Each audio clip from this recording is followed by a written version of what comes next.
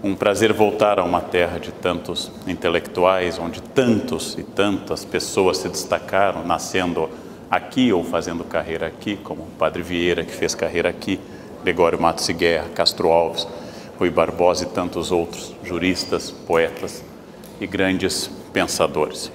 E pediram nesse final de ano para eu falar de um tema que eu vim refletindo, um tema sobre o qual acabei de gravar um livro junto com o professor Clóvis de Barros Filho. Gravamos um livro sobre felicidade. E aí temos que fazer a pergunta mais ou menos óbvia, se quem grava livro sobre felicidade deve ser feliz.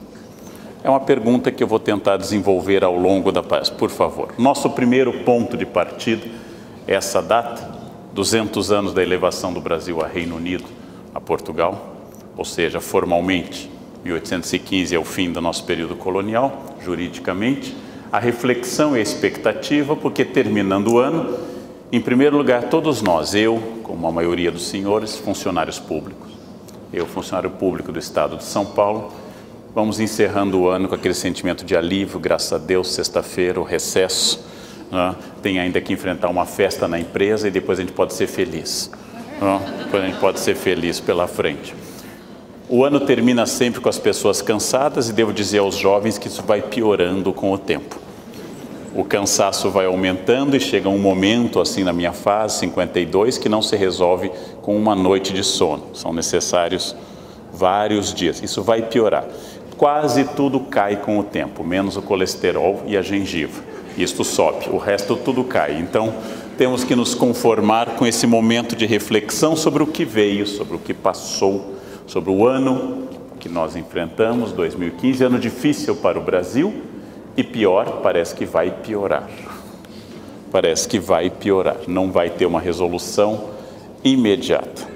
Aquele sonho de um Brasil desenvolvido que a gente chegou a ter entre a era FHC e Lula, passou, isso não te pertence, sai desse corpo, abandona esse sonho, voltamos a ser o país do futuro, ou seja, onde as coisas ainda não se realizaram. E o final de ano traz expectativas, as pessoas aderem à magia no final, coloque uma cueca vermelha para trazer amor. Imagina o que você atrai, gente, com uma cueca vermelha, né? Um Exu, no mínimo. No mínimo um Exu. Coloque calcinha amarela para atrair dinheiro, pule ondas, põe alguma coisa na carteira, coma sementes de romã, coma sementes de uva, coloque uma fitinha do Bonfim, que agora é feita de material sintético, não cai nunca, né? Vai ter que esperar a segunda volta de Jesus, aquilo não cai nunca mais.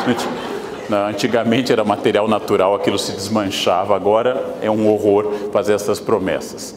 Aliás, é curioso que ninguém faz promessas simpáticas, né? Prometo beber uma garrafa de champanhe se eu conseguir.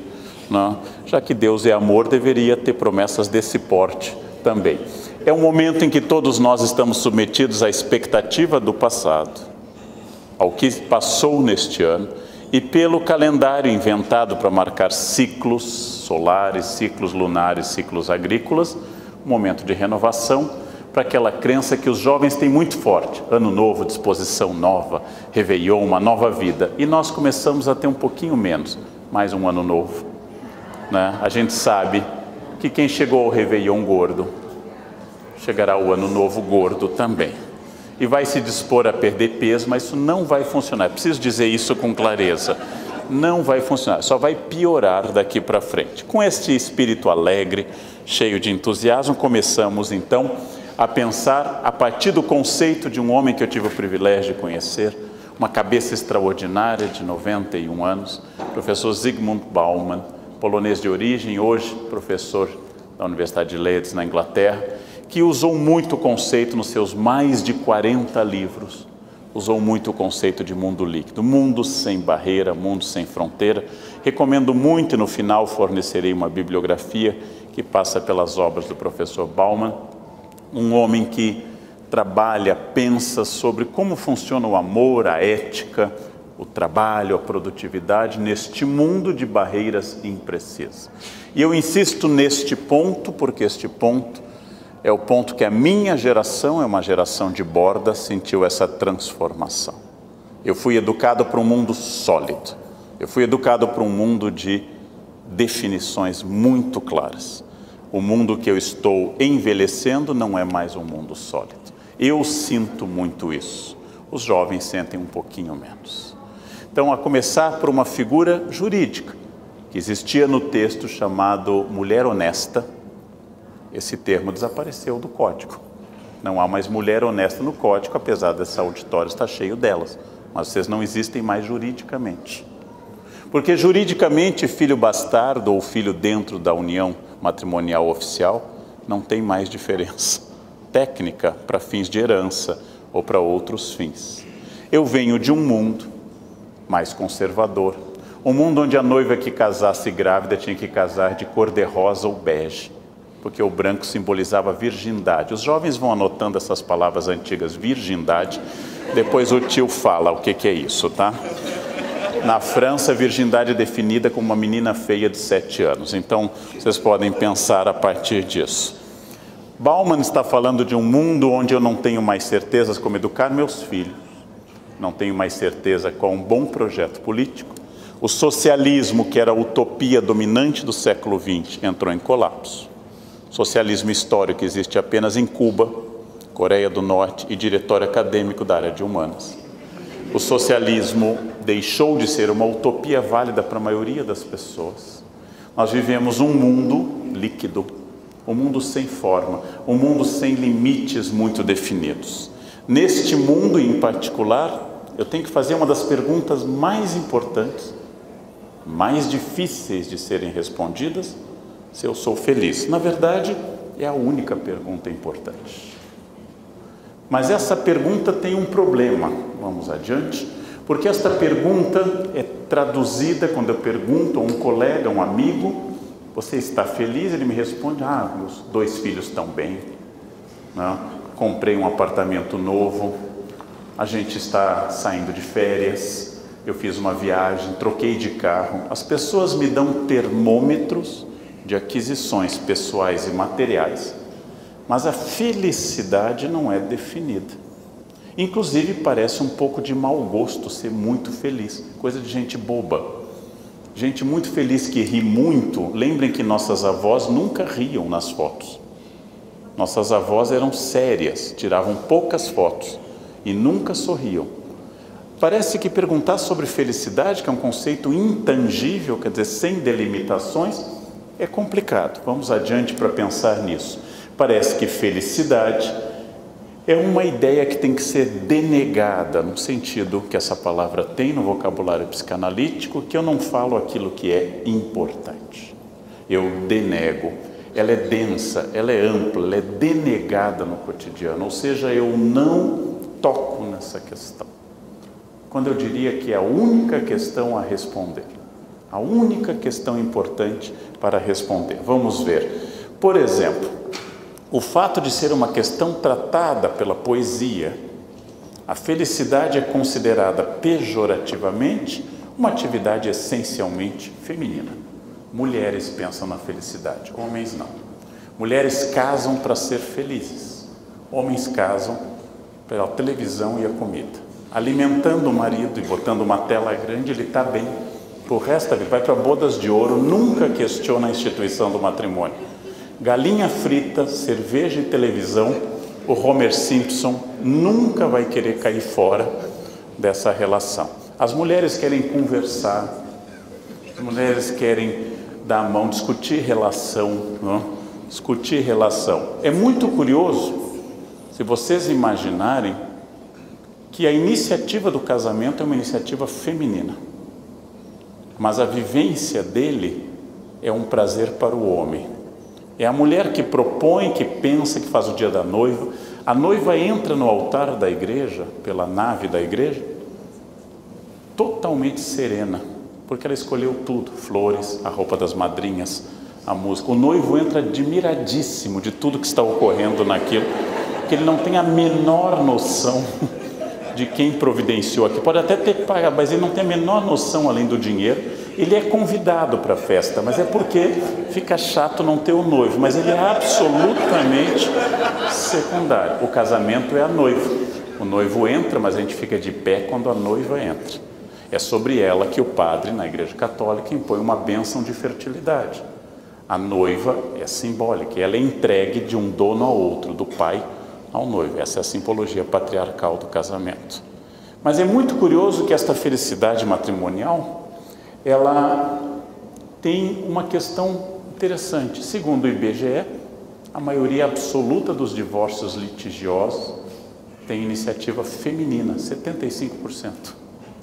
É a mulher que quer casar e a mulher que quer separar. Provavelmente porque ela quer ser feliz.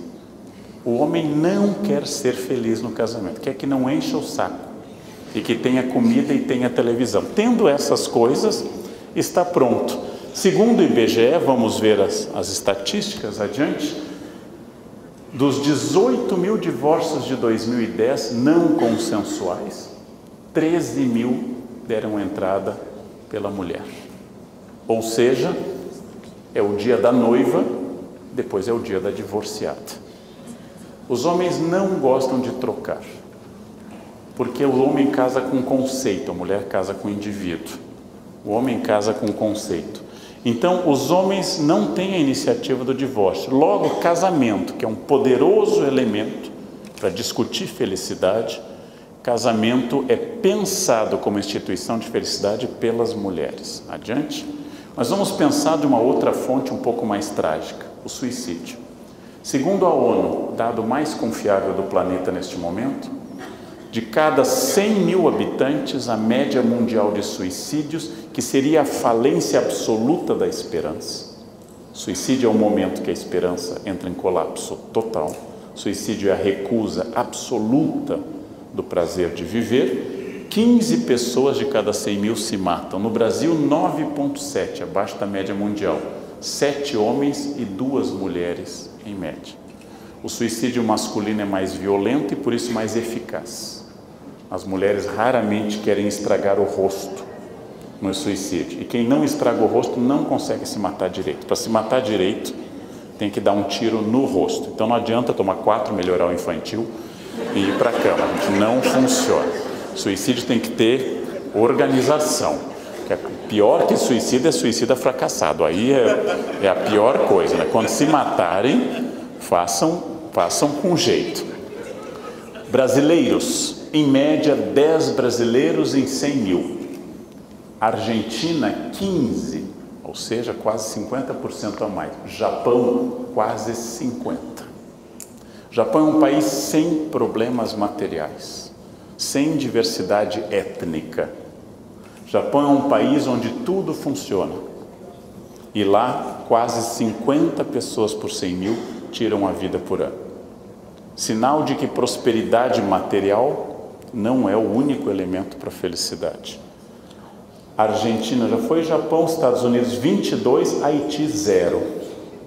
Nós não sabemos se os haitianos amam muito a vida ou se tamanho é o caos dado o terremoto e os problemas do Haiti que não há registros confiáveis, o que é uma hipótese válida também.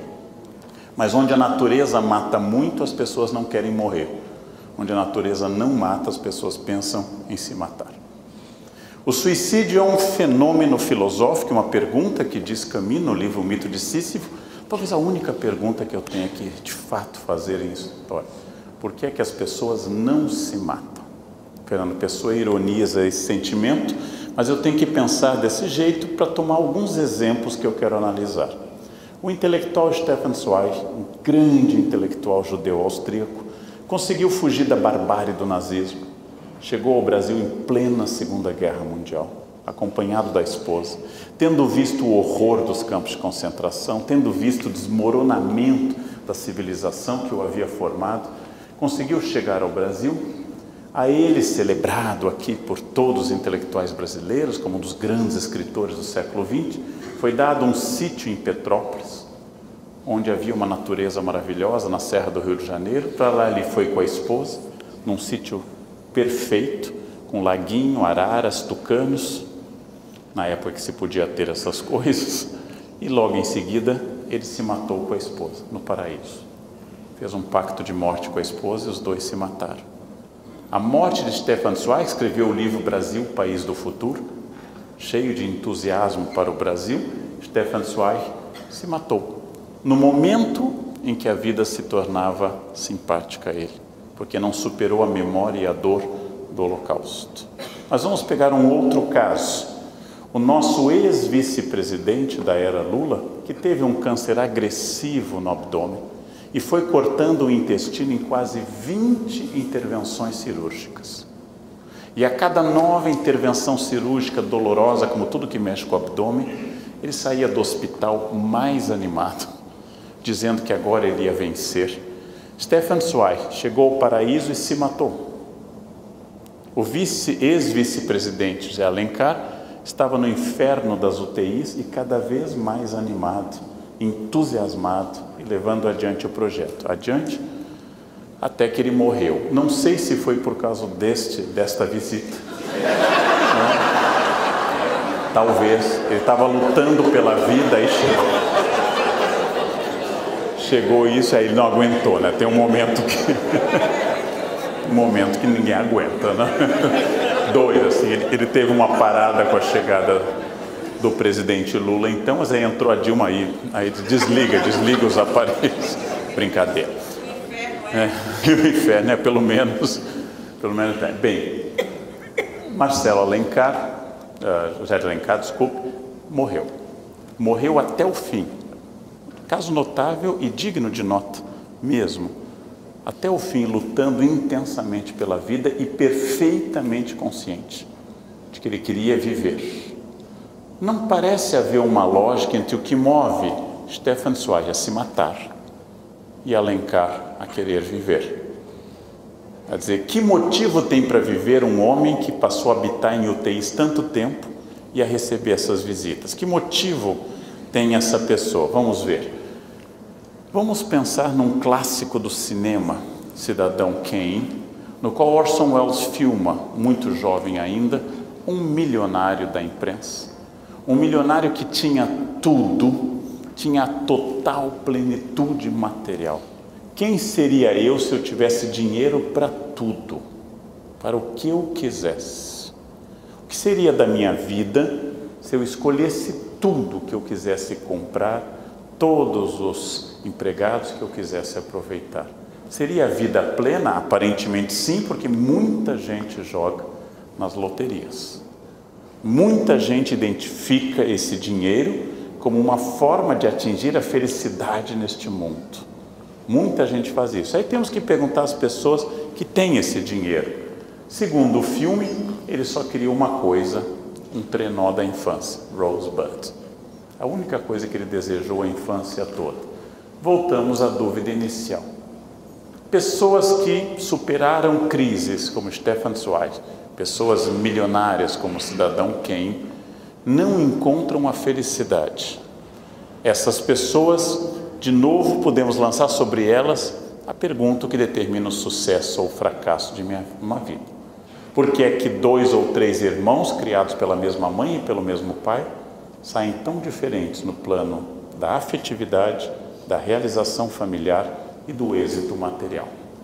Por que é que pessoas tão parecidas são alvo de tanta diferenciação? O que faz essa determinação a esse respeito?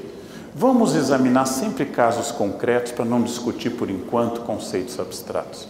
Eu visitei já algumas vezes, o ano passado de novo, o país que é considerado o país mais feliz do mundo, o Butão. Ao lado do Nepal, em cima da Índia, o Butão é um pequeno reino budista, onde praticamente não há violência. E lá o rei, pai do atual rei, criou o índice de felicidade para contrapor ao produto interno bruto. Como o Butão não tem produto interno bruto, ele falou de um índice de felicidade. E o Butão se considera o país mais feliz do mundo. Vamos ver as bases dessa felicidade. O Butão é o país que, como quase todos os países da Ásia, especialmente budistas, pinta falos, pinta pênis eretos por todos os lugares. Nas casas, nas ruas, existe na forma de estátua, de pintura, nas paredes. É um gesto, é uma figura de boa sorte. E é o país que, apesar de ninguém consumir, é coberto de campos de maconha. Bom, aparentemente aí está a base da felicidade do Butão. Cannabis em grande quantidade e falos eretos. Mas, curiosamente, são as duas coisas que os butaneses não dão importância, porque não consomem a maconha que cresce espontaneamente pelo meio das ruas e avenidas. Tinfua, no estado do Butão, é coberta de campos e campos de maconha, coberta, e ninguém aparentemente consome. O Butão é um país feliz, provavelmente, porque oferece pouca condição das pessoas desejarem muito. E desejar muito é um elemento importante para a infelicidade. Vejamos isso, por favor. Os budistas consideram que a vontade de ser feliz causa infelicidade. Para o budismo, o eu se apega ao que é prazeroso e o eu quer essa tradição de felicidade. Eu conto uma parábola budista pessoal. Eu fui à Ásia umas 4 ou 5 vezes, à China, de voo de classe econômica. 27 horas no avião, chegava lá humilde, curvo, né, fazendo genuflexão para as pessoas. Aí, pela primeira vez, me pagaram para ir de executiva. Um paraíso. Fui mais 8 ou 9 vezes de executiva para a China, para a Índia, para o Japão. Fiz que felicidade, que voo bom. Como é que eu pude andar na econômica? Há alguns anos, pela primeira vez, me pagaram primeira classe. Eu disse, meu Deus, como é que eu ia na executiva? A primeira classe é um paraíso. Quando o avião aterriza, você lamenta que a viagem foi tão rápido a esse respeito. Ou seja, eu tinha chegado a um novo patamar de exigência que tornaria infeliz os patamares anteriores. O ano passado, voltando do Japão, pela companhia Etihad, na primeira classe, felicíssimo, mostraram o folheto da nova classe da Etihad, Residence. 4 lugares com cama king, chuveiro e um mordomo treinado no Hotel Ritz de Londres, um lobby onde você confraterniza com seus amigos milionários num bar, só para 4 pessoas, $38 mil a passagem. Eu olhei para aquela minha primeira classe, limitada, pequena, aquela caminha estreita, aquele cobertorzinho, e pensei, a felicidade é a residence. Segundo os budistas, se eu passasse a viajar de residence, o que ainda não aconteceu, segundo os budistas, isso seria transferido para uma nova etapa. Quando eu era mais jovem e o dinheiro era escasso, eu me divertia mais. Hoje que eu estou mais estável e mais velho, eu não quero me divertir. Ou seja, me torno econômico por força da idade e passo a não desejar mais coisas. Eu já fui para a Europa com 18 anos sem reservar hotéis.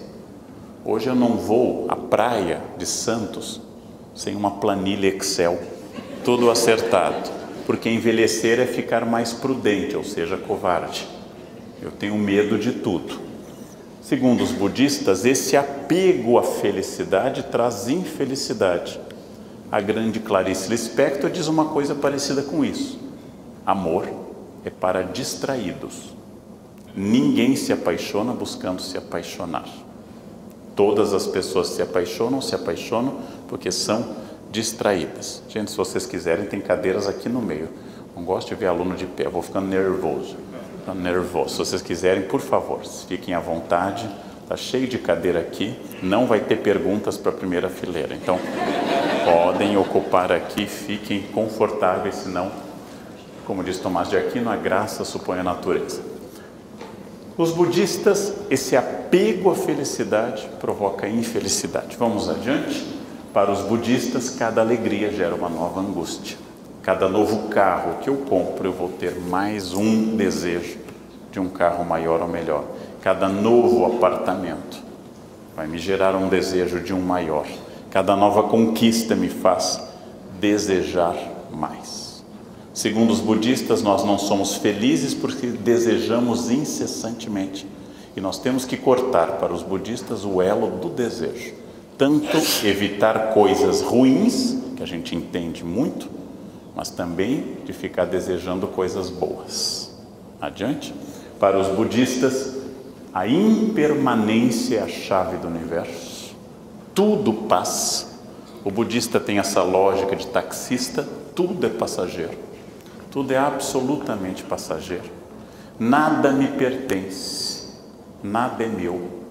Tudo vai ser etéreo vai desaparecer e o desapego é a norma. Eu tenho que pensar permanentemente no desapego para ser feliz. Eu tenho que comprar um copo e já imaginar que ele vai quebrar. Eu tenho que dizer que ele vai me servir 1, 2, 10, 100 vezes, na minha mão 2, na mão da minha empregada meia. Ele vai me servir esse número de vezes e aí ele vai desaparecer. Ele vai ter cumprido um papel. Eu tenho que me desapegar de todas as coisas, como os budistas do Tibete fazem mandalas, levam 2 anos para fazer uma mandala artística e ao final desmancham. Desapego absoluto. Os budistas da região central budista da China que eu visito, Wu Taishan, fazem com um pincel de caligrafia. Em mandarim tem um nome fácil de guardar, Fude, o pincel de caligrafia. A primeira palavra que os alunos guardam em mandarim. E aí eles fazem escrita com água no chão, no sol. E aí você diz, mas o sol vai apagar. E eles dizem, também vai apagar o que você escrever no papel. Só o tempo aqui. Tudo passa. Desapego é a margem para eu ser feliz. Não muito, nem pouco. Nem fazer jejum, que eu pense em comida todo o tempo.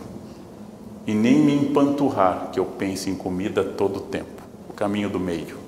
A virtude do equilíbrio. Segundo Buda, a mão é a medida de cada refeição. Esta é a quantia que eu vim ao mundo para comer de arroz em cada refeição. Bom, um programa radical e anoréxico para vocês se alimentarem. Adiante. A grande proposta do budismo é controlar a ilusão do eu que nos impede de ser felizes. Vamos pegar o exemplo, sempre perigoso, porque suscita sentimentos variados, do amor que nós consideramos mais despojado no mundo, que é o amor materno. O amor mais gratuito na nossa cultura, que é o amor materno. A mãe que está em casa e o filho sai para a noite, o filho não atende telefone de mãe, isso é uma regra universal.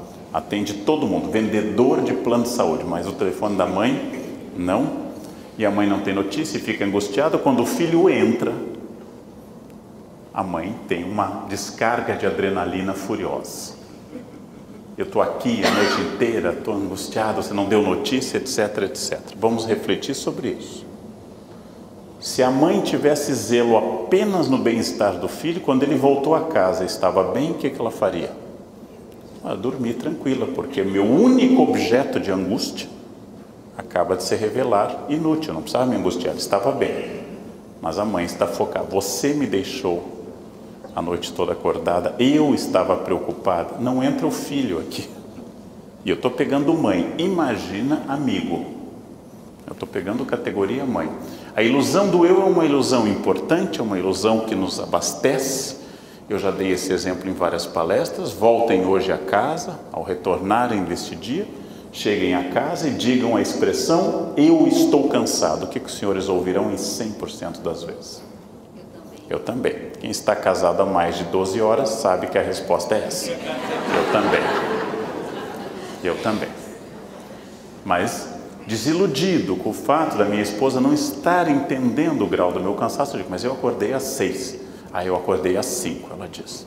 Eu tenho uma dor de cabeça, eu tenho um tumor. É uma concorrência permanente. O eu nos ocupa inteiramente. Toda a informação que eu disser aos senhores, isso não tem exceção. Qualquer bobagem que eu afirmar, eu, Leandro, sou de aquário, o que eu vou ouvir? Eu sou peixes. E eu não perguntei. Não importa o que eu disser, o meu mais velho tem 19, o que eu vou ouvir? O meu tem 20. Eu vou ouvir sempre uma conversa em paralelo, aquilo que só se encontra no infinito. Definição de paralela. Chamamos a isso conversa. Nossa, hoje eu tenho que voltar correndo para casa. Eu não, hoje eu posso ficar mais. Né? Eu não posso beber que eu tenho azia. Não, eu nunca tenho. Ninguém me escuta. Ninguém me escuta. Por isso que a gente paga terapeuta. É obrigar alguém, né, que faça de conta que está me escutando, balançando a cabeça e tendo reações bovinas. Também provavelmente não está escutando. Nós não nos ouvimos, porque nós somos seduzidos pelo eu. Para os budistas essa é a chave da infelicidade. Eu só escuto a mim e o mundo me desafia. Paulista tem um costume que eu acho fascinante. Sou um antropólogo daquela cidade, onde eu moro há 28 anos. Paulista, assim, começa a chover, diz, só porque eu não trouxe o guarda-chuva é que choveu. Ou seja, as nuvens cúmulos nimbus estavam na divisa do Paraná, olhando eu sair de casa. Quando elas viram que eu saí sem guarda-chuva, elas avançam, inundam 11 milhões de paulistas, 17, quase 18 na Grande São Paulo, porque eu, Leandro, esqueci o guarda-chuva. Meu poder, gente, é abismal. Só fez frio hoje porque eu não trouxe o casaco. Só porque eu não trouxe. Justamente hoje que eu estou com pressa, o trânsito engarrafou. O trânsito engarrafa todos os dias, independente da minha pressa. Esta ilusão do eu, ela é um elemento poderoso para eu pensar se é possível eu ser feliz, inclusive se é possível ser feliz com alguém, já que eu não olho para ninguém. Ela não me entende, ele não me escuta, eles não me valorizam, eles não levam. Sempre eu, e como o mundo não me abasteceu. A nossa civilização líquida continua sendo a civilização do eu. Eu tive, num colégio que eu coordenei, um pai de um aluno particularmente limitado. Cheguei a contar isso num livro. Particularmente limitado, que não tem nada a ver com nota isso. Nota não representa a inteligência do aluno, mas é que ele era limitado mesmo. E o pai chegou na reunião e me disse, professor, meu filho é um pouco gênio. E eu olhei assustado e respondi ao meu estilo, ele tem sido discreto a esse respeito. E o pai sorriu feliz, porque o filho, além de genial, era humilde. É assustador. Eu gosto de reunião de pais porque eu acabo amando os alunos. Ao conhecer quem gerou aquilo, eu até acho que eles não são tão ruins, né? Podia ser pior o desastre, podia ser pior o que nós estamos enfrentando. As pessoas têm uma ideia de si. Às vezes eu tenho uma pessoa que chega e me diz, professor, eu tenho baixa autoestima. Eu tenho vontade de dizer, não, meu filho, é que você é pouco mesmo, você tem senso de realidade, não é baixa autoestima. Baixa autoestima é quando alguém é muito talentoso, muito bonito e não vê isso. Em você é sinal de sabedoria, você é pouco mesmo, mas não dá para dizer isso, porque uma das características do mundo contemporâneo é que todo mundo é bom, porque não se pode traumatizar ninguém. Eu venho de uma geração que podia traumatizar. As professoras do meu colégio diziam isso, seu mongol, sua anta, vai para pai. Isso aqui é escola, naquilo não tinha, e não tinha bullying também, tinha que correr, se quisesse te pegar tinha que correr, não tinha bullying ainda. Todo o meu eu, que não pode mais ser traumatizado, que não pode ser tocado, que não podem falar, todo o meu eu envolve uma obsessão permanente em torno da minha ideia de como eu sou digno, feliz. E tem um autor que chega a achar que a crise de 2007 ocorreu imobiliária nos Estados Unidos por causa da autoajuda. A autoajuda disse às pessoas, a todo mundo, você tem condições, basta querer, abra uma franquia, você é filho do universo, irmão das estrelas, viva o queijo tofu, unicórnios mágicos, queridos pôneis, você pode, você precisa fazer isso, só que nem todo mundo pode tudo. Eu não posso várias coisas eu não posso. Talento não é distribuído de forma universal, e os talentos são variados. Ou seja, essa ilusão do eu que eu posso tudo, ela é a chave da autoajuda contemporânea, e ela é um problema. Adiante. Os budistas disseram isso, os cristãos, Mateus 5, 6 e 7, os cristãos têm outra ideia. Olhai os lírios do campo, olhai as aves do céu, não tecem nem fiam, não entretanto nem Salomão em toda a sua glória se vestiu como um deles. Os cristãos pregam o desapego, tomando esse núcleo duro do cristianismo, Mateus 5, 6 e 7, o desapego. Não se preocupem com as coisas do mundo, vosso Pai conserva. Ou seja, esse desapego é considerado a chave da felicidade do mundo. Onde está o teu tesouro, aí está teu coração. Então não ponha seu tesouro na terra. Essa é a proposta cristã, que ao contrário dos budistas, tem uma ideia de alma e de um Deus, coisa estranha ao budismo, mas parte do mesmo pressuposto. Pare de se preocupar tanto. Pare de se preocupar tanto. Adiante, o cristianismo herda uma base judaica que diz que a fonte da infelicidade é a idolatria. Idolatria clássica é o bezerro de ouro do Êxodo. Idolatria clássica é o venerar o Criador ao invés da criatura. Criatura ao invés do Criador. A idolatria clássica é venerar o dinheiro, o sexo e assim por diante. Quando eu substituo a criatura e não apenas o Criador como objeto, eu me torno infeliz, porque nenhuma pessoa é suficiente para me tornar feliz. Essa é uma proposta judaico-cristã. Diz Teresa d'Ávila, solo Dios basta. Só Deus basta. Por mais que eu tenha sexo, ou comida, ou dinheiro, ou fama, ou sucesso, ou fortuna, ao final eu estou insatisfeito. Eu quero mais, ou não é possível aquilo. Idolatria. Adiante. E as dores. Como é que eu posso ser feliz se eu fico doente? Como é que eu posso ser feliz se eu perco bens?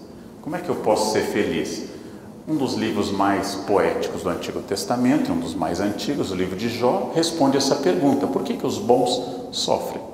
Jó tinha 10 filhos e era riquíssimo. Jó perdeu os 10 filhos, 7 homens e 3 mulheres, uma só tarde. 10 filhos. Depois perdeu todos os bens. Depois ganhou uma pereba no corpo terrível. E ainda ganhou a visita de 3 amigos chatos. Aqui tem outro microfone, será que esse aqui, vamos ver.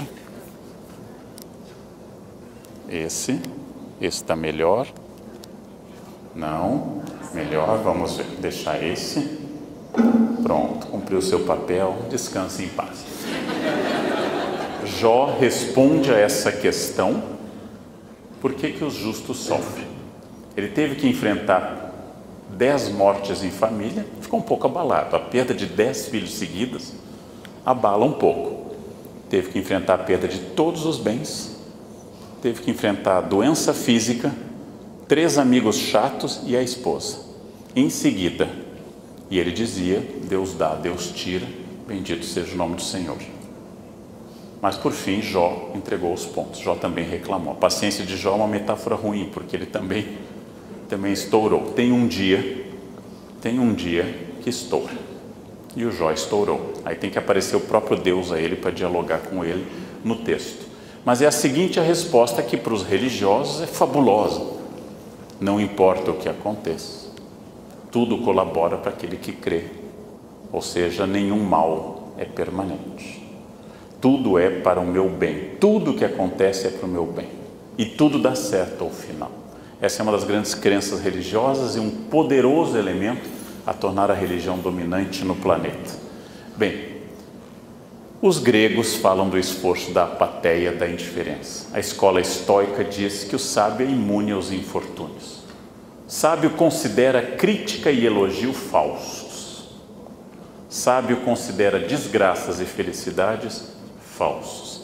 Sábio nunca, como diz Marco Aurélio nas Meditações, imperador romano, nunca parte do ponto de que a sua felicidade tem que estar fora de si. Hoje foi um dia bom porque todo mundo elogiou minha roupa. Isso não é sábio. Hoje foi um dia ruim porque todo mundo disse que eu engordei. Hoje todo mundo diz que meu cabelo está ruim. Eu nunca escuto isso, eu sou imune a essa questão. O sábio é imune aos infortúnios.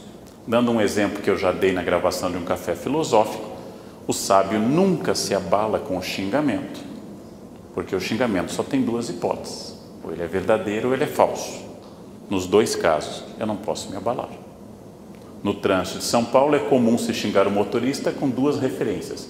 Uma, a quem gerou o motorista, e a outra, a opção sexual do motorista. Geralmente são os 2 xingamentos mais comuns em São Paulo. Não sei se Salvador tem uma variante disso. O primeiro xingamento: sua mãe exercia atividade sexual remunerada. Se alguém me xinga disso, eu tenho que refletir. Pensem na biografia da mãe de vocês. Era ou não era? Observando minha mãe, tudo indica que não. Dado o grau de aparente infelicidade dela nas fotos, ela devia ser fiel ao meu pai. Ela está sempre azeda nas fotos, então acho que ela era uma dona de casa perfeitamente fiel e religiosa. Se ela saísse por aí, giving, acho que ela teria uma outra aparência. Logo, suspeito que minha mãe não era. Logo, se ele xingou a minha mãe, eu só posso dizer o seguinte: e se minha mãe fosse? Eu diria a ele: ah, por quê? Você conheceu mamãe, frequentou nossa casa? Eu não lembro de todo mundo, mas era um entra e sai naquela ocasião. Eu posso dizer isso. Ou minha mãe não era. Se alguém xinga minha mãe, por que eu posso ficar ofendido? Alguém xinga, e não é um xingamento, já que a opção sexual não é xingamento, mas é comum na nossa cultura preconceituosa chegar e dizer que eu sou uma pessoa que exerce uma determinada característica sexual menos usual. Eu posso ser ou não ser. Se eu sou, eu posso dizer à pessoa: ah, você me conhece? Nós já nos encontramos? Eu não lembro, eu estava olhando para a fronha, mas você já esteve lá em casa, e assim por diante. Ou eu não sou. Nesse caso, de novo, como é que eu posso me ofender? Como é que eu posso me ofender? Não? Se alguém chega e me grita algo, o que a pessoa me grita pode ser verdadeiro ou falso. E nos dois casos, por que me ofende? Sua gorda, seu gordo, seu careca. Bem, o que eu posso fazer? Não? Pode ser gordo. Bem, comparado com quem? Com Free Willy ou com Twiggy, a modelo inglesa. Quer dizer, com quem eu comparo? Sua velha, comparado com as pirâmides ou comparado, lá sei eu, com a Sandy. Quer dizer, o que eu estabeleço como referência?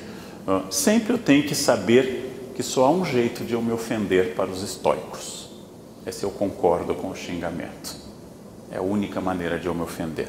E quando eu me ofendo, eu estou dizendo: você venceu, você descobriu o meu ponto frágil, você descobriu como eu lido mal com essa questão e por isso eu tenho raiva de você. Quando na verdade eu devia ter raiva de mim. Os estoicos dizem que a felicidade é se tornar indiferente a essas questões. Adiante. Os estoicos falam muito sobre aceitar as coisas que eu não posso mudar e viver aquele momento. Simplesmente. Só aquele momento. É o que eu tento viajando muito de avião. Toda vez que o avião tem violentas trepidações, ou entra num vácuo, ou aterriza muito mal, eu vejo as pessoas gritando. Ora, o avião não é sustentado por energia acústica. O grito não interfere em nada na flutuação daquele objeto.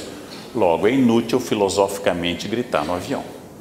Uma senhora do meu lado, isso eu escrevi numa crônica de jornal uma vez, pela primeira vez na vida, isso faz 2 anos, o avião arremeteu em Congonhas. Primeira experiência que eu tive, ele tenta descer, é terrível. Não consegue, sobe de novo. E lá em São Paulo ele sobrevoa a área que um outro avião tentou isso e não conseguiu. Então você vai testando a força do seu esfíncter anal e vai subindo, o avião vai. Eu estava lendo meu livro e lá fiquei, fazendo de conta que eu estava muito tranquilo. E a senhora do meu lado fazia sinais da cruz, um atrás do outro, até produzindo um certo refrescamento do ambiente. Quando o avião faz assim e você sente, não foi dessa vez, a mulher do meu lado perguntou: o senhor não reza? Eu disse: olha, a senhora já rezou, a área mínima de proteção tem que incluir o meu banco, né? Ela não vai ficar com o banco flutuando no espaço, né? E a oração dela certamente deve ser mais rápida e direta com Deus. Ou seja, eu tenho que viver um momento que eu não posso mudar, É a mesma questão com o medo da morte. Por que alguém teme o que é inevitável? Tem tanto sentido o medo da morte quanto tem sentido o medo do pôr do sol. Eu não posso deter o pôr do sol. Eu não posso deter a morte. Todos morreremos. Tirando a Rainha Elizabeth II, todos nesse planeta, um dia morrerão. Todos que estão nessa sala, um dia morrerão. É a única certeza da espécie humana. Como toda unidade que contenha carbono, nós morreremos. Bom, felizmente. Quando isso vai ocorrer? Depende de uma série de perspectivas. Eu tenho que viver este momento. Adiante. Com isso, eu tenho que levar em conta que a nossa sociedade levou em conta o estoicismo, o cristianismo, o budismo e todas essas teorias que a gente poderia falar muito mais tempo, e disse que não, felicidade é consumir. Felicidade é comprar. Ter dinheiro para comprar, poder ir a lojas, poder comprar o máximo possível de coisas. Felicidade vem do consumo, é o elemento redentor da nossa sociedade. A inclusão e a exclusão social estão dadas hoje pelo consumo. Por isso, especialmente agora, que aqueles crimes que outrora eram famélicos, os crimes de fome, hoje são crimes de status. O ladrão de 1950 roubava para comer. O ladrão de hoje rouba porque eu quero o seu iPhone 6, porque o meu é 5 e eu quero o seu 6. Eu não estou roubando propriamente para escapar da miséria. Eu estou roubando porque eu quero o seu status, eu quero o seu progresso material, eu quero o seu tênis importado, eu quero o seu carro. Eu não perdoo, é você poder consumir mais do que eu. Esta é uma explicação nova de uma identidade de pessoas que andam pela rua com logotipos na roupa cada vez maiores. Tem uma Polo com um cavalinho que o cavalo já está nas costas, já é um cavalo enorme, gigantesco. Eu estou pagando para fazer propaganda da sua marca, porque aí vem a grande inversão que o Bauman adverte. Eu não sou mais um sujeito que compra, mas eu sou também um objeto de consumo. Eu sou um outdoor, eu sou um objeto de consumo. Adiante? Essa questão, diz Bauman, que hoje as lojas são farmácias. Por quê? Está deprimido, compra. Está mal, compra. Comprinhas sobem o ânimo de qualquer pessoa.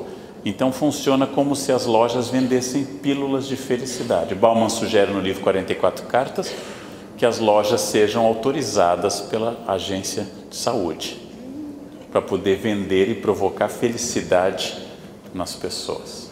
Felicidade tem a ver com poder de compra. Para ter esses dois produtos, poder de compra e fama, as pessoas submetem a tudo, inclusive serem internadas na fazenda ou no Big Brother, sofrerem horrores, passarem por provas ridículas, para ao final ganhar dinheiro e fama.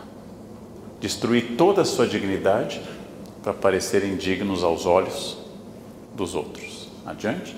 Com isso, diz também Bauman no livro Uma Vida para o Consumo, a nossa sociedade que é insegura quanto ao consumo, transformou as redes sociais numa maneira de comunicar ao mundo a vida brilhante que nós não temos. Todos levam uma vida genial. Todos comem maravilhosamente, fotografam o almoço e postam, que sempre me impressiona. As pessoas, cada refeição elas postam e colocam. Cada viagem, cada novo episódio da sua vida. Vivemos uma sociedade confessional. Eu confesso para obter curtidas. E essas curtidas garantem para os outros que eu sou feliz, já que a minha insegurança sobre a felicidade hoje é absoluta. Quanto mais bombado o Face de alguém, provavelmente mais vazia a pessoa. Estou com 104 mil no meu, viu? Quanto mais bombado, mais vazia é a pessoa. Porque o consumo redime todas as pessoas. O consumo é um objeto de redenção permanente. E aí diz o Bauman, a sociedade de consumo parece cartesiana. Eu, sujeito, consumo objetos. Isto parece cartesiano clássico. Porém, ele diz que são os objetos que me consomem. Porque eu gasto tudo que eu sou para ter objetos. Me endivido para ter objetos. E suponho que o motivo do Natal é o consumo. E não a família. E muito menos a religião. O Natal é uma festa do consumo. Que se estende até abril. O pagamento deste Natal. Quando então o imposto de renda causa um novo elemento unificador que se estende assim por diante, ou seja, os produtos são o objeto que me coordena. Com tudo isso, eu posso pensar que até a fama, vamos supor que essa imagem que os senhores estão vendo seja de um jovem, vamos partir dessa hipótese, que ganhe mais do que eu. Vamos partir dessa hipótese. Um rapaz de, não sei, 22, tem o Neymar ou 23? 22 ou 23? 23. Bem, a partir do momento que ele é muito rico e famoso, ele passa a ser bonito. Só que não. Neymar é lindo, porque as mulheres ficam enlouquecidas pelo talento dele. Ficam enlouquecidas, estão sempre querendo. Neymar, assim, é um galã. Eu sei, inacreditável, no futuro eles vão rir da gente. Mas por quê? Porque a fama do Neymar é também um elemento de consumo. As pessoas acham que ser famoso é um elemento adorável. E o Neymar, por ser famoso e ter elementos de consumo, ele tem condições de ter uma vida mais plena. Ele é invejado pela vida mais plena. Se juntar a renda do Neymar, do Cristiano Ronaldo e do Messi, nós temos gente que ganha mais do que um funcionário desse tribunal. Mas provavelmente, somados, todos nós somados, e ainda vendendo o corpinho, a gente não chega a isso. A fama se tornou um elemento de consumo importante, que leva as pessoas a buscarem cada vez mais fama como se fosse uma cocaína. Elas fazem de tudo para isso, absolutamente de tudo. Adiante. Eu vou falar da primeira obra que tratou de autoajuda, da primeira obra que tratou de dicas para que as pessoas fossem felizes. Como ninguém mais lê filosofia, literatura, a alta literatura ficou complexa, como ninguém mais lê poesia épica, na década de 30, a sociedade urbana de classe média dos Estados Unidos, surgem livros que começam a dizer o que você precisa fazer hoje para ser feliz. Esta é a primeira obra clássica de autoajuda, Como Fazer Amigos e Influenciar Pessoas. O autor, Dale Carnegie, se transformou num best-seller a partir de 36. Para que vocês não precisem ler o livro, eu vou poupar e sintetizar as ideias. Primeiro, não critique, condene ou reclame. Aí, ele não dá dicas do que dizer então, porque se não puder criticar, condenar, o que eu vou falar num Natal em família, por exemplo, né? Então, não critique, só diga coisas positivas. Só diga coisas positivas. Tenha rota mental clara, diga uma coisa com clareza. Tornar-se uma pessoa, um vendedor, um empresário melhor, aumente a popularidade, torne sua conversa interessante. Pare de reclamar de dores, pare de dizer de remédios, pare de falar qual é a dosagem do seu Lipitor para o colesterol, pare de falar da sua mazela física, fale só de alegrias e de coisas interessantes. Primeiro ponto, adiante. Para aumentar o interesse, tenha genuíno interesse nos outros. Isso é de matar. Isso é de matar. Escute a conversa dos outros com atenção, especialmente aí, né? Aí eu entrei, né? Aí quando eu entrei eu estava dentro. Aí eu olhei, né? Já tinha entrado, né? Aí, né? As pessoas narrando essas questões. Sorria o tempo todo. Lembre-se do nome da pessoa. Escreva, anote, repita 100 vezes. Lembre-se do nome da pessoa. Ser bom ouvinte e faça a outra pessoa sentir-se importante sinceramente. Esse é o advérbio que mata. Sinceramente. Porque é fácil fazer o outro se sentir importante. Mas quando a pessoa lhe disser, hoje eu peguei um ônibus por outro caminho. Que interessante. E o ônibus foi pelo caminho. Foi. E aí tenha sincero interesse nisso. Eu prefiro me matar, mas as pessoas têm aqui um guia prático e vou dizer, sem nenhum preconceito, eficaz, porque é uma pessoa para frente, positiva, que adiciona, que agrega, é o rei do RH, é isso aqui. Adiante. Toda autoajuda, esta é a pedra fundamental, ela é um manual prático e direto com regras claras e eficazes. Ora, e ela funciona. O americano é treinado para isso. Você diz qualquer bobagem nos Estados Unidos, ele diz, oh, so interesting. Eles se manifestam interessados. É tipicamente americano. Esse espírito propositivo, claro, aberto. Adiante. Agora, vem uma pergunta. Será que é preciso ser burro para ser feliz? Se fosse verdade, a felicidade seria muito mais ampla no mundo. Porque aparentemente quem fica perguntando coisas, quem tem questionamentos, quem faz filosofia, quem lê coisas, acaba ficando infeliz. Para quem tem idade, lembra desse ditado da década de 70, não esquenta a cabeça, senão caspa vira mandiopan. Isso é antigo, né? Os jovens não entenderam isso, mas os burros seriam mais felizes? As pessoas que se emocionam em batizado de boneca, inauguração de supermercado, as pessoas que choram quando aparece um caso no Fantástico, que se emocionam, que riem com videocassetadas quando crianças apanham ou caem ou se esborracham e morrem de rir, sem perguntar, é uma criança se machucando? Essas pessoas seriam mais felizes? Provavelmente sim. Provavelmente a inteligência passa a questionar este padrão de felicidade. Porém, gostar de clichês ajuda muito. Quem acha que tomar champanhe cruzando o braço e botando um morango dentro do champanhe faz felicidade? Essa pessoa tem mais chance de ser feliz. Quem põe música de Richard Clayderman ou Enya, joga pétalas de rosa na cama e gosta disso, provavelmente essa pessoa é mais feliz. Quem escreve cartões, dá para a mãe diploma de mãe maravilhosa. Quem põe sua foto numa caneca e dá para a pessoa beber, que eu acho fascinante, você obriga a pessoa a beber você diariamente, né? Quem faz a camiseta, eu amo meu filho, eu amo meu pai, eu sou o melhor pai do mundo. Quem coloca na almofada bordada que é a melhor mãe do planeta. Quem gosta de clichê é mais feliz. Viva o clichê. Quem gosta de todas essas coisas tem uma chance de não ter esse cinismo que a inteligência traz. A inteligência está um distanciamento um pouco cínico dessas coisas.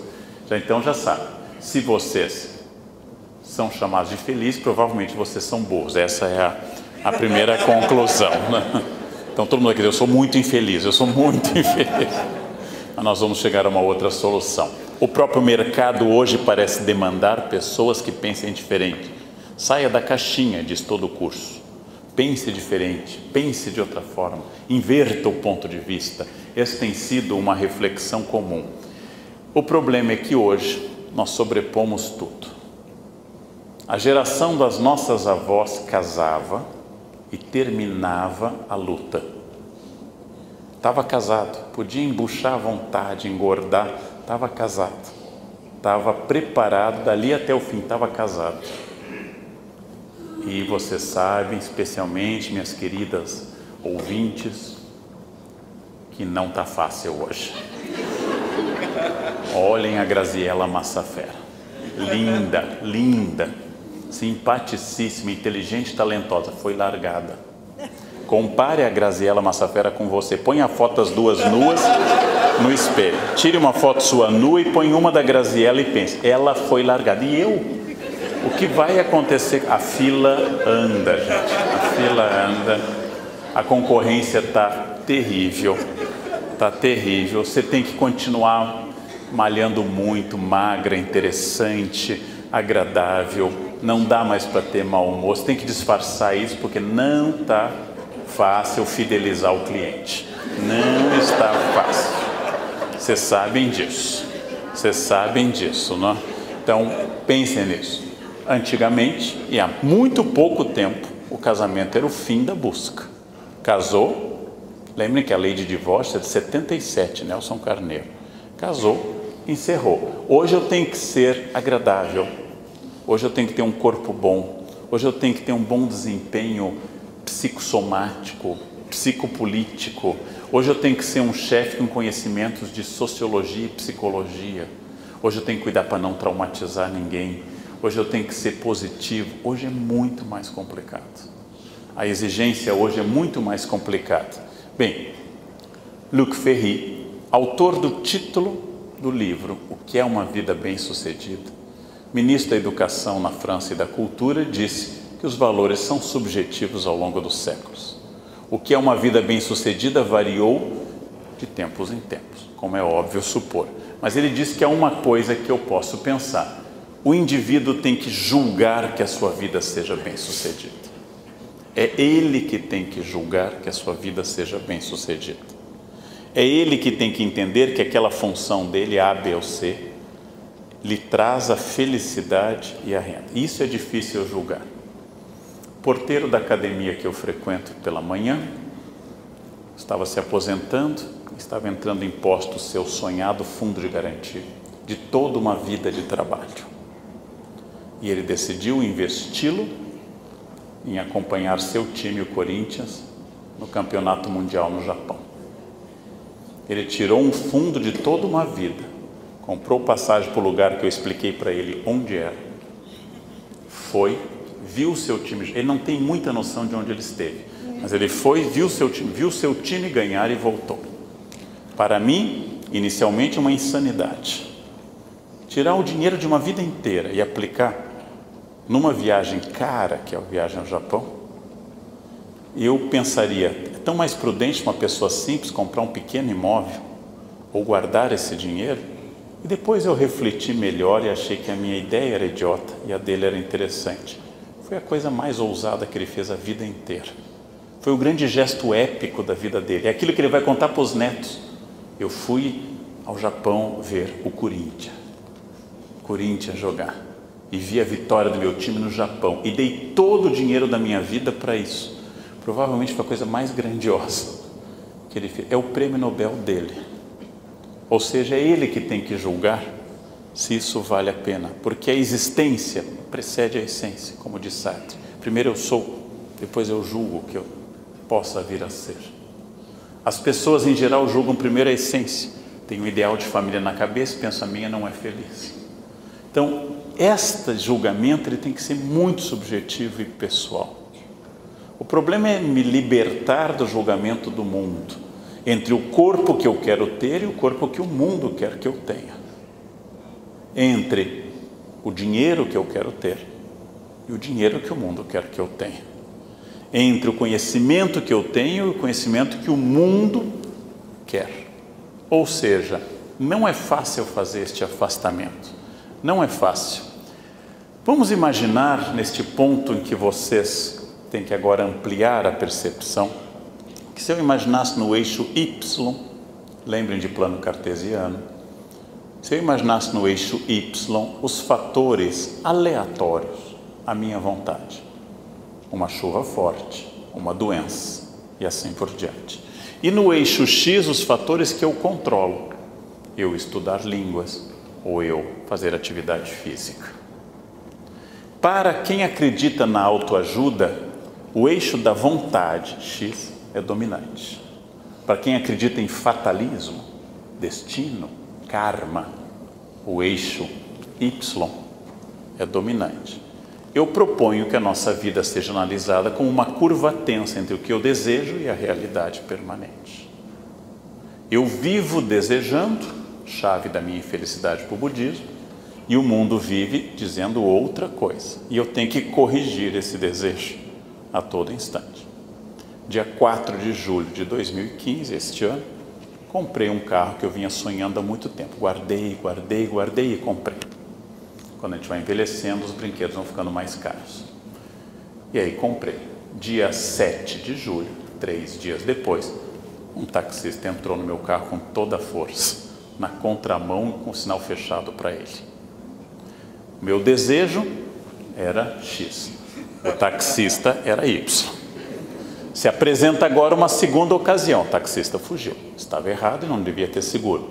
Eu podia percorrer as ruas de São Paulo à noite, estilo Velozes e Furiosos, e ir atrás dele. Neste momento, de novo, meu desejo foi puxar a vontade. Entre um problema que se apresentava, eu podia aumentá-lo numa perseguição que eu não teria condições de sustentar, porque nem sou tão bom motorista e poderia resultar em porcaria maior. Permanentemente o que eu desejo é diferente do que o mundo deseja. Permanentemente eu quero alguma coisa e o mundo quer outra. Permanentemente eu faço uma proposta e o mundo me sugere outra proposta. É essa curva que faz parte do encanto da vida. Eu vou perder tanto peso este ano. Você pode? Claro que você pode. Mas não se esqueça que o peso é afetivo. Ele volta. O peso gosta de você. Ele tem relação pessoal com você. Você o expulsa, ele volta com amigos. Então, você vai lutar de novo. Ou eu não quero perder. Então, vou comprar uma série de calças com elástico e vou ser feliz. É possível também. É possível também. Vou fazer outro esporte, sumô, por exemplo. Vou fazer outro. Olha, tudo é possível. Resta saber o quanto de X eu quero curvar esta linha de Y. E quanto eu aceito a velha música Vida Leva Eu. quanto eu aceito uma coisa ou outra. Bem, adiante, é este cruzamento que agora, encaminhando a uma reflexão que pode não parecer, mas é uma das coisas mais difíceis deste planeta, é a ideia socrática, do conhece a ti mesmo. A maior parte das pessoas não tem a menor ideia de quem seja. Tem de si uma ideia completamente acima ou abaixo do que são. Conhece a ti mesmo, ou usando um pleonasmo comum dos livros, conhece-te a ti mesmo, como se eu podia conhecer-te a outra pessoa, mas conhece a ti mesmo, saiba quem você é e seu limite. Essa é uma chave profissional e pessoal. Todos os meus alunos, orientandos, amigos, familiares, eu tenho a sensação, e eles devem ter a mesma comigo, que a gente fala da gente como se fosse uma personagem, que não é aquela pessoa. Conhece a ti mesmo, olha com clareza no espelho e veja quem é você. Quais são seus limites físicos, financeiros, afetivos? Quais são seus desejos? Conhece a ti mesmo. Freud morreu em 39 em Londres, fugiu de Viena em 38. Freud morreu fazendo essa pergunta. Pouco antes do câncer consumir sua vida, Freud perguntou: por que as pessoas buscam a infelicidade? E quando a infelicidade chega, elas se surpreendem, como se fosse um acidente. A pessoa vai no lugar que ela não quer, almoço em família. Se submete à companhia quem ela não quer, sogra, nora, cunhado, genro. Se irrita e volta no fim do domingo: ai, que saco, eu não sei porque eu estou assim. É óbvio, é óbvio. Bom, você está se forçando a fazer uma coisa que não quer. E isto vai ter um peso. Eu posso me forçar a fazer o que eu não quero e ser feliz? Pode, muita gente faz isso com os filhos. Se força a fazer o que não quer e é feliz. Mas você tem que saber se você tem essa habilidade. Conhece a ti mesmo, primeiro passo. Conhece a ti mesmo. Esta é uma questão importantíssima. Saber quem de fato sou eu, quais são meus limites, quais são meus desejos, o que eu realmente quero. O que eu realmente quero. Eu tenho pistas para isso. A inveja é a pista mais forte. Inveja não é vontade de ter o que o outro tem, isso é cobiça. Quando a pessoa me diz inveja branca, isso é só racismo, gente. Não existe inveja branca, não, que é boa por ser branca. Isso é só racismo brasileiro.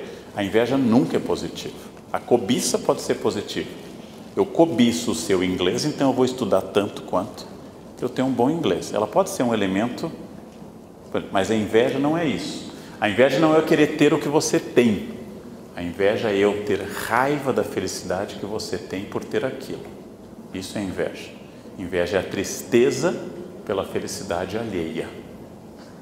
A inveja é um excelente elemento para eu me conhecer. Chega alguém e me diz: comprei um carro bom. E eu digo: que bom. Nossa, que você seja muito feliz com este carro. Ou seja, a inveja vai me dar uma pista do que eu quero. E aí vem uma pergunta óbvia: se o meu objetivo é aquele carro, por que eu não vou atrás desse objetivo? E se não é, por que eu fiquei assim, mordido com isso? São pistas para eu me conhecer. Adiante, outra pista importante: o que eu realmente desejo? Realmente desejo. Eu digo isso para meus alunos jovens. Os homens em particular ficam envolvidos e pensando que o que eles realmente desejam são atividades sexuais múltiplas, com muitas parceiras. Depois, com o tempo, eles vão percebendo que a cama é o melhor lugar. Uma pessoa dá mais foco, você é mais direto ao assunto. Leva um tempo para você tirar a ideia da suruba do seu universo. E finalmente você percebe que o melhor sexo da sua vida não foi com 5 ou 6. Não, se o seu CPF for forte, não foi com 5 ou 6, mas foi com uma, ou com um, se você preferir. Ou seja, que os melhores momentos da sua vida não foram com gastos, não foram com investimentos altos, foram com coisas simples, muito simples. O que eu realmente desejo? Eu realmente desejo aquilo que me dizem para desejar? Quando eu entrevisto gente que vai ser monitor na Casa Saber, eu pergunto: o que você está lendo? Todos estão lendo Machado. Todos estão lendo livros. Aí eu começo a perguntar dos livros. Nós vamos chegar mais a Paulo Coelho que a Machado. Porque as pessoas acham que devem ler Machado de Assis. mas elas mal entendem Paul Rabbit, Paulo Coelho. Ou seja, mal elas chegam naquele ponto. Então, o que realmente você deseja? O que realmente você gosta de axé, gente? Cai de boca. Cai de boca. Você acha a banda Calypso a melhor coisa já acontecido na música? Estranho, mas vá adiante nisso, né? Realmente, tudo é o seu desejo. O que você realmente deseja? Essa é uma pergunta difícil de responder, porque geralmente eu desejo o que os outros desejaram para mim. Adiante? Outra questão importante, quais são meus valores? Eu quero trabalhar tanto, que eu tenha tanto dinheiro, mas não tenha tempo para a família? É uma opção de vida, se o dinheiro for um valor. Não, eu quero trabalhar meio período e ficar com a minha família? Perfeito. No primeiro caso, eu vou ter mais dinheiro e nenhum contato com a família. No segundo, eu vou ter mais contato e quase nenhum dinheiro para a família. Eu vou querer meio a meio, quase nunca dá, mas é uma possibilidade. Sempre o que eu desejo tem a ver com valores. Qual é o meu valor? Eu realmente gosto de acordar cedo? Eu gosto. Acordo às 4 horas todos os dias. Não é um sacrifício. Eu adoro acordar cedo. Logo, eu estou apto a ser camponês. Eu posso plantar. Não, camponeses acordam cedo. Eu não poderia ser porteiro noturno. Eu gosto de dormir cedo e acordar. Um amigo me dizia que eu dormia com as galinhas. Eu disse, não, quem dorme com as galinhas é você. Eu durmo no horário delas. Os valores são fundamentais para isso. Adiante. E a outra questão, além de valores, é o conhecimento, de novo, do que eu quero. A estátua do Rodin, e o Penseur, o pensador, mas o que de fato eu quero? Eu suspeito, e vou lançar isso para vocês como um desafio, que todos sabemos o que queremos. Por exemplo, devo investir mais nesse namoro ou nesse casamento, ou isso é bananeira que já deu cacho? Devo reformar a relação e reencontrar um ponto de equilíbrio, ou não dá mais? Todos que estão aqui nesse auditório e têm alguém, ou até que acham que tem alguém, todas essas pessoas sabem essa resposta. Se eu devo investir, corrigir, aprofundar para melhorar, ou se eu devo dizer que é investimento perdido. Só que nós temos medo dessa resposta. Eu disse isso uma vez numa palestra, depois na semana seguinte o fotógrafo me procurou da palestra e disse, professor, larguei minha esposa graças ao que o senhor aconselhou. Não é isso que eu estou fazendo, gente. Se for, larguem. Se for, larguem. Mas o que eu estou dizendo, você tem essa resposta. Esse de fato é o emprego que eu quero? Esse é o emprego que eu quero mesmo ou eu estou aqui por inércia? Adiante, conhecimento de si e a consciência do indivíduo como ser histórico. Talvez seja a questão mais difícil para que as pessoas se convençam. O que acontece na minha vida tem a ver com a minha assinatura neste processo. Eu não aguento gente me dizendo, o que você engordou? Tireoide. Todo mundo tem tireoide. Ossos pesados, metabolismo lento. Não sei, eu comi uma alface, ganhei 7 quilos. Sempre mentira, sempre mentira. Por que você não aprendeu inglês? Eu não tenho jeito, eu vou dizer o jeito. Quando as pessoas me perguntam, como é que você consegue ler tanto? É fácil, mas é um segredo que eu não conto para todo mundo. Eu sento na cadeira e estudo. É um segredo muito raro, eu não passo para todo mundo. Nossa, mas você tem jeito. O jeito era sentar sábado à tarde e decorar verbo irregular em inglês. Esse era o jeito, que eu tinha, o jeito para línguas que eu tinha. Consciência de que eu sou um ser histórico. Quanto eu ganho, com quem eu estou, quanto eu sei, o meu corpo dentro dos limites do humano, é uma decisão minha. A minha felicidade é uma decisão minha. Uma pessoa que trabalha comigo manifestou muita admiração pelo número de horas que eu invisto para o Natal ser interessante. Eu gosto muito de Natal e invisto muito, em vários sentidos no Natal. E essa pessoa me disse, mas como eu queria que fosse assim na minha casa. E eu perguntei, como é que você acha que acontece na minha? Eu fico quieto e os anjos descem na noite de Natal e distribuem a ceia, as apresentações artísticas, ou desde agosto a gente está lutando para fazer do Natal uma festa interessante, apesar da presença de noras e genros. Quer dizer, o que você acha que acontece na minha casa? Eu estou fazendo isso. E se eu não fizer, não acontece. Esta é a consciência de ser histórico. Isso é uma das coisas mais difíceis de colocar na cabeça das pessoas. A vida que eu levo é a vida escrita por mim. Não por destino, não por karma, não por código genético. A vida é escrita dentro dos limites do humano. Adiante. Isto é a superação de tudo que seja karma, tradição. Aí você fala muito alto, é sangue italiano. Gente, sangue tem A, B e O, só. Não tem italiano. Nossa, mas você é muito pontual, sangue alemão. Sangue, de novo, a espécie humana só tem 4 tipos, só. Cultura não passa pelo sangue, isso é crença de racista, que é uma das grandes imbecilidades da humanidade. Cultura não passa nada, é hábito, é sociedade, é cultura, é vontade. É um Machado de Assis, que filho de 2 pessoas de baixa extração social no Rio de Janeiro, nascido em 1839, decidiu aprender francês, mas não tinha dinheiro para aprender francês. Foi trabalhar numa padaria, onde o dono era francês. Enquanto embrulhava pão, repassava com o dono o verbo être, ia voar. E aprendeu francês fluentemente. Ele quis. Ele quis. Não é que todos tenham que querer, não é que todos tenham que falar francês, isso não traz felicidade em si, mas ele quis. Tudo que seja externo é, para os existencialistas, má fé. Má fé quando eu digo, por que você não foi feliz no casamento? Não encontrei a pessoa certa. Gente, tudo que acontece é minha escolha e meu roteiro, a partir do humano. Adiante? Com isso, vem este conceito complicado para as pessoas. Vocês são protagonistas da vida de vocês. Não existe sina. Nossa, você fala bem, Leandro. É porque eu sou de Aquário, signo de ar. Quem é de ar, Gêmeos e Aquário fala. Como ser emotivo? Câncer. Câncer chora a todo instante. Câncer se emociona com o pôr do sol. Não? Pisciano abraça e fica horas abraçado. Seu gênio é meio bruto. Áries. Nossa, Áries. Como você é vingativo? Escorpião. Escorpião é vingativo, é água profunda. Né? Escorpião diz que te perdoa e 2 anos depois joga na cara. De novo, né? Você é avarento, taurino. Nossa, taurino para guardar dinheiro é uma coisa. Como ela é bonita, Libra é o signo da estética. Tudo isso, gente, é pura e absoluta enrolação. Tudo é absoluta enrolação. É simpático como conversa de botequim, mas é isso que forma o roteiro. O roteiro é escrito por um roteirista chamado você. Essa é a questão mais difícil de convencer as pessoas.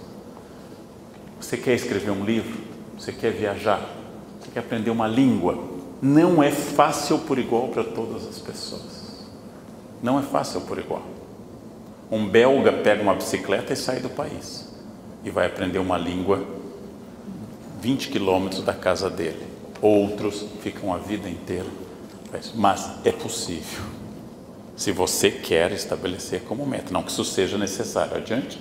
O protagonismo, vou dizer uma coisa agora super simpática. O fato de que todos nós morreremos, sem exceção, nos liberta. Porque este é um jogo que termina do mesmo jeito para todo mundo. Quem não comer nenhum colesterol a vida inteira e se cuidar muito, vai morrer. Quem cair de boca na pururuca e na banha, vai morrer também. Só que sem Alzheimer, né? Porque não vai chegar à idade de desenvolver Alzheimer. Porque vida saudável dá Alzheimer e porco libera do Alzheimer. Se vocês comerem todos os dias, vocês nunca terão Alzheimer. Se fosse uma Olimpíada que no final ninguém ganha medalha ou todos ganham de ouro, eu teria que tomar uma decisão. O prêmio da vida de todo mundo é a morte. Logo, adiante, só tem que ter concentração numa coisa. É o próprio caminho, que é a vida e não a meta final. Logo, eu tenho que escolher livremente, porque depende apenas e exclusivamente de uma vontade de levar adiante. Só, exclusivamente, sem nenhuma exceção, só disso. Adiante. Só que ao contrário da autoajuda, que diz que basta querer, etc., eu digo que o trabalho é enorme. A filosofia difere da autoajuda, porque eu vou dizer a vocês que toda escolha que vocês fizerem implica uma perda. Implica perda, já que o verbo é transitivo direto, implicar. Se eu escolhi casar, eu estou deixando de lado pelo menos 3,5 bilhões de outras opções. Não que elas fossem me querer, mas eu estou deixando de lado 3,5 bilhões de opções. Se eu escolhi ser feliz no quindim, eu serei infeliz ao tirar a roupa. É uma escolha, toda escolha implica perda. Prazer na mesa ou prazer ao ficar nu? Prazer na refeição ou prazer na praia? É uma escolha. Meio prazer na mesa para meio prazer na praia é outra. Toda escolha implica perda. Se eu decidir investir horas e centenas de milhares de reais na minha aparência, eu vou ter uma aparência melhor. Eu vou perder dinheiro e tempo. Toda escolha implica perda. Toda escolha implica perda. Tudo contém o seu contrário. Eu viajo com um grupo de alunas para a Índia e elas sempre preocupadas com o cabelo, me perguntando: ah, você não tem cabelo? Tudo tem o outro lado. Aproxima-se uma criança da gente, todo mundo abraça, uma criança simpática, e depois olha a cabeça coberta de piolho. Elas saem correndo, gritando, como se tivessem visto a mula sem cabeça. E eu, tranquilo, abracei a criança. Eu sou imune a piolho. Nunca pega, eu tenho vacina. Não há lêndia que se aproprie de mim. Estamos na Índia, onde os banheiros são difíceis, e eu vou ao banheiro e volto orgulhoso. O homem é bem mais fácil, né? Mulher é complicado em banheiro sujo e fedido. E elas ficam aguentando isso de mim. Vou ao avião, estou no banheiro quando tem vácuo. Então, faz estalactite de urina, né? Você está parado, de repente vai para o teto. Aí eu volto, molhadas, viu? Tudo tem o outro lado. Se estiver sentado, não tem. Toda escolha implica perda. O livro que eu leio significa mais conhecimento e perda de contato com algumas pessoas ou com a família. O dinheiro que eu guardo é perda do gasto imediato e ganho de um gasto mais para frente. Fios de ovos que eu como, 1 minuto na boca, o resto da vida no culote. Tudo implica perda. O porre que eu tomo significa muita alegria aquela noite e a destruição de neurônios e a incapacitação do meu fígado passo a passo. Toda escolha implica perda. Não tem problema nenhum decidir aquilo que não seja ilegal ou não afete a liberdade alheia, mas eu tenho que ter consciência. Toda escolha implica perda. Adiante. Toda escolha implicando perda, eu vou ter que sair da zona de conforto e passar a escolher por mim. Você sabe que eu acho que é um sofrimento nas pessoas quando tem muita escolha. Quando eu era criança havia 4 canais na televisão. Ela começava no meio da manhã e até a noite tinha que botar um bombril na antena. Era uma técnica, a gente botava bombril. Não sei se funcionava, mas a gente botava bombril e uma colherinha no refrigerante para não perder o gás. Era uma macumba básica que se fazia naquela época. Depois botava uma tela azul na frente da TV, porque era para os raios da TV não perturbar. Tinha 4 canais e a gente via. Eu tenho hoje mais de 100 em casa e fico às vezes zapeando e percebendo que eu não tenho nenhum. Só existem 5 pizzas no planeta Terra, mas tem pizzaria em São Paulo com 150 sabores. E os paulistas ficam meia hora discutindo para voltar aos 5 sabores de pizzas que existem no planeta Terra. E aí fica olhando aquela de rúcula puxada na alcaparra, com um traço de tomate glaçado ao luar por freiras ursulinas lésbicas, e aí ficam olhando isso, traz meia calabresa e meia portuguesa. Muito bem, sair da zona de conforto é uma decisão, e há um custo em sair da zona de conforto. Há um custo. Todas as pessoas que são originais têm um custo, toda escolha implica perda. E toda saída da zona de conforto, se eu não sair por inércia, eu vou até o fim. Inércia é o princípio da física, segundo o qual nenhum corpo altera seu movimento, seu estado de movimento ou repouso, sem que sobre ele passe a atuar alguma força. E quando é que eu produzo novidade? Em crise. Em crise é que eu saio da inércia.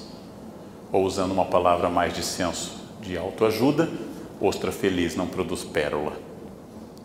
É o grão de areia que produz a pérola. É a minha vontade de enfrentar. É a ferida narcísica que faz com que eu avance. Essa ferida narcísica, eu tenho que lembrar que independente da minha ação, tudo muda a todo instante, tudo muda. Ao final do dia de hoje, estou um dia mais próximo da morte. Tudo muda, é bom pensar nisso. Tudo muda. E tudo mudando, eu posso ter duas opções: ou a mudança passa por mim, ou eu a gerencio. Ou eu faço, ou ela fará por mim. Porque não importa, se eu ficar bem paradinho, a mudança continua, porque a mudança atinge até o que não tem consciência, como pedras e plantas. Adiante? Esta mudança, é preciso lembrar disso, que pode ser um lema de vida. Mudar é difícil, não mudar é fatal. Mudar é muito difícil. Mudar hábitos, mudar relações, mudar propostas, não mudar é fatal. Será que este ano de 2016 você vai resolver aquele seu probleminha com o inglês? Você vai resolver o fato de você ter dificuldade no uso da crase? Como eu digo aos meus doutorandos que têm dificuldade, você tem que sentar e estudar um dia, senão daqui a 60 anos você vai estar dizendo: eu não consigo botar crase. Não? Estude, faça exercícios, tente, mude, faça isso. Você vai repetir o mesmo adiante. Não mudar é fatal. Usando o quadro do Matisse, mudar e mudar-se. Mudar as coisas que me cercam e mudar-me. Reinventar-se. Quem não se reinventa em amizade, no emprego, no casamento, esgota essa possibilidade rapidamente. A pessoa que casou há 20, 10, 15, 30 anos não existe mais. Nem as células são as mesmas. Infelizmente, os neurônios são, e cada vez em menor quantidade, mas as células se renovam constantemente. Adiante? E com isso, a imagem da escultora Carlyle, a escultora americana do self-made man, o homem que com consciência e ação está se esculpindo como a sua grande obra, tornar-se sua própria obra, tornar-se a pessoa que investe nisso. Este é um momento bom para pensar isso. Fim de ano. Adiante? Essa é a imagem da Carlyle, self-made man. A poesia de Machado, o espanhol, não o nosso Machado de Assis, o Machado espanhol, que é conhecida de todos. Só existem pegadas, caminhante não há caminho, caminho se faz ao caminhar. A poesia de Machado, só há huelas, só há pegadas, eu vou me fazendo. O problema de eu comprar um livro, A Cabeça do Steve Jobs, é que ele não leu esse livro.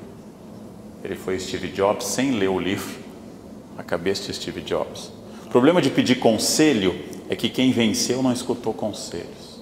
É a velha história de Mozart, perto de morrer, recebe a carta de um menino de 15 anos de Praga, que pergunta a ele como fazer uma ópera, e Mozart responde: é muito cedo para você fazer. O menino responde, uma terceira carta: o senhor fez a primeira com 9 anos, Bastien e Bastienne. E Mozart responde uma quarta carta: é verdade, mas eu não perguntei a ninguém como se fazia. Essa é a diferença. Ouvir conselhos. As pessoas, quanto mais fracassadas, mais dão conselhos. Como fazer o casamento durar? Tem uns casamentos desgraçados, mas elas dão conselhos. Ouçam todo mundo, sigam o conselho do Hamlet, a todos ofereçam o ouvido, a poucos ofereçam a língua, em qualquer sentido. Mas a todos ofereçam o ouvido. Ouçam o que as pessoas têm a dizer. Elas estão falando sempre delas. Ouçam isso, mas produzam-se, façam isso, tornem-se distintos. Se isso é um objeto, mudem. Adiante, tornem-se diferentes, pode mudar, ou achem felicidade na repetição, que é também possível. Achem felicidade em ser comum. Achem felicidade na repetição do óbvio.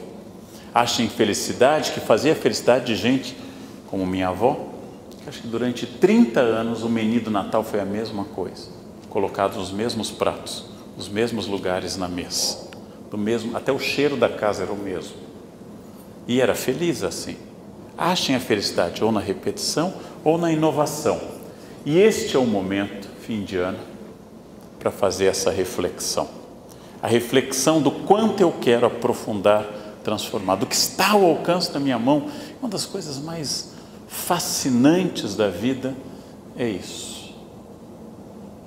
Quando eu tinha 18 anos, estava no meio para o fim da faculdade, eu entrei muito cedo, eu fui fazer o primeiro estágio. de sala de aula, com uma época quinta série, hoje não existe mais essa nomenclatura, eu e uma colega, e nós vimos uma aula na quinta série. Eu saí de lá horrorizado, eu disse, eu não quero isso, que horror, são os demônios, eles gritam, eles estão possuídos por Satanás, aquilo era um horror.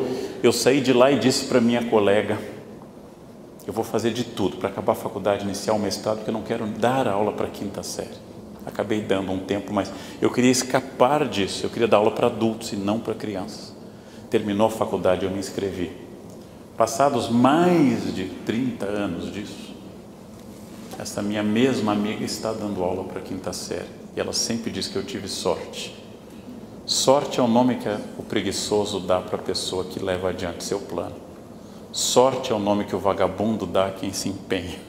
Sorte é o nome que o invejoso dá ao empenho alheio. A minha sorte foi atravessar madrugadas estudando. A minha sorte foi vir para São Paulo com uma mão na frente e outra atrás, tentando não tirar de trás para viver. Ou seja, a minha sorte foi essa. A minha sorte foi essa. A minha sorte foi um projeto longo, custoso de carreira. Essa foi a minha sorte, que eu levei adiante. Este é um momento para pensar na sorte. Ao invés de ficar fazendo macumbinhas de ano novo, ao invés de ficar comendo lentilha, não tem um pobre que não coma lentilha, gente. Todo ano, rico não come lentilha, é uma coisa fascinante. E continua comendo. No ano seguinte, come de novo. Ao invés de investir na lentilha ou em alguma coisa assim, troque eventualmente superstição por religião, mas pense no projeto para 2016. Pense nesse projeto adiante, neste projeto que vocês possam fazer e que entendam que o tempo linear é uma invenção nossa, mas como dizia Lina Bobardi, o tempo pode ser circular e pode ser um recomeço a qualquer instante. O tempo linear é uma invenção do Ocidente recente, pode ser de fato um ano novo, pode ser de fato um novo momento. Basta uma ação que vai enfrentar o mundo não vai querer, vai nos obrigar a refazer a ação e insistir. Como tudo que é importante na vida, tem que insistir muito, muitas vezes. A recompensa por essa escolha é a vida que vale a pena ser vivida. Me perguntaram uma vez, num debate sobre felicidade, se eu era feliz, e eu respondi qual o único objetivo que eu posso ter, o único critério que eu posso ter. Eu já fui infeliz e hoje eu sou feliz. É a comparação. Ninguém pode saber se é de fato feliz, mas eu já fui infeliz. E hoje o ponto maior da minha felicidade é saber que ela depende de mim, exclusivamente de mim. Então, esta é a vida válida para mim. Nem sempre é fácil. E algumas coisas eu estou querendo abrir mão porque não adiantou insistir. A minha energia não foi suficiente. Mas naquelas que foi possível, se tornou uma vida válida. Adiante? Com isso, gente, eu recomendo a vocês, de Luc Ferry, vários livros. Da minha colega Margarete Hago, um desafio político por uma vida não fascista, uma coletânea de autores, mas acima de tudo Luc Ferry, Aprender a Viver, Vencer os Medos, é um filósofo, não é livro de autoajuda, inclusive não é tão fácil de ler. Ele não vai dizer, pense todos os dias 7 vezes e mande esse PowerPoint para as pessoas, não. Não, ele vai falar dessa consciência da felicidade e dificuldade com a felicidade que nós temos, que sempre diz respeito à falta ou excesso, ou alguma coisa desse estilo. É filosofia, não há autoajuda. E adiante, só para ver mais uma lista, depois pode voltar para essa, livros do Bauman, Medo Líquido, o livro do meu colega Pondé, Contra um Mundo Melhor, um livro pessimista de Schopenhauer, pensando sobre o sentido da existência. Lá Schopenhauer diz que a única alegria da ovelha é quando o lobo come a ovelha do lado. E finalmente, o livro de Jó, que é uma reflexão religiosa fascinante sobre por que sofrem os bons. Esta lista de livros me ajuda a pensar, a ampliar e que essas questões existam, e elas existem antes das minhas escolhas. Elas me transformam, elas me abrem caminho. Você pode voltar um pouquinho ao anterior para que as pessoas que não fotografaram ou copiaram possam ver. São desejos, aí eu compro o livro, aí eu leio um trechinho, começo a achar difícil e abandono. Começou mal, melhor não ler outro.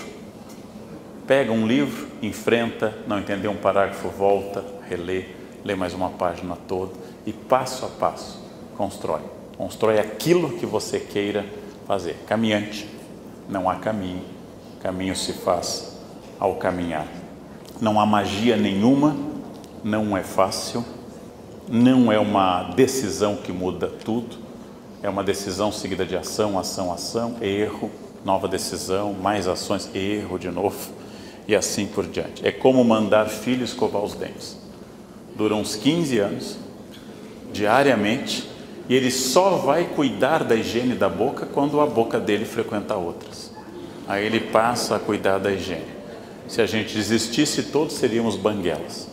Não?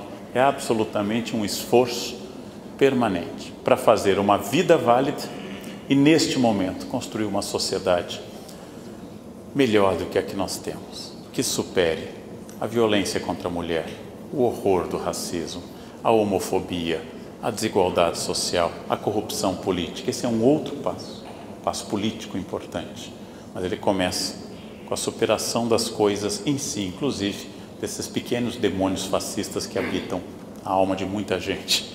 Começam este procedimento de se libertar de tudo isso. E o prêmio de tudo isso é uma vida válida. Esta é a melhor coisa para pensar no fim de ano. A partir de amanhã, 17 de dezembro, dia 18 vocês entram em recesso, viva e una aula. Vocês têm pela frente o recesso, começa ali o primeiro dia do resto da vida de vocês. O primeiro dia de todo o período que vem pela frente. O que fazer dele? Talvez nada, se vocês estão bem onde estão. Não há problema em estar bem onde estão. Não, talvez tudo, talvez médio, talvez mudar uma coisa. É bom não botar muitas propostas, perder peso, aprender inglês, viajar, ser rico, ser feliz. É bom não colocar tudo junto. Coloque uma coisa de cada vez. Trabalhe, avance, daquilo que você queira de fato. E esta será uma vida bem-sucedida num mundo líquido. Mas se vocês forem esperar para o Brasil se estabilizar, para começar o projeto de vida de vocês, tem gente que dura bastante, mas é melhor começar antes disso. É melhor começar um pouquinho antes disso, certo? Era isso que eu queria dizer nesse lindo dia aqui em Salvador. Muito obrigado pela atenção de vocês e até o próximo encontro.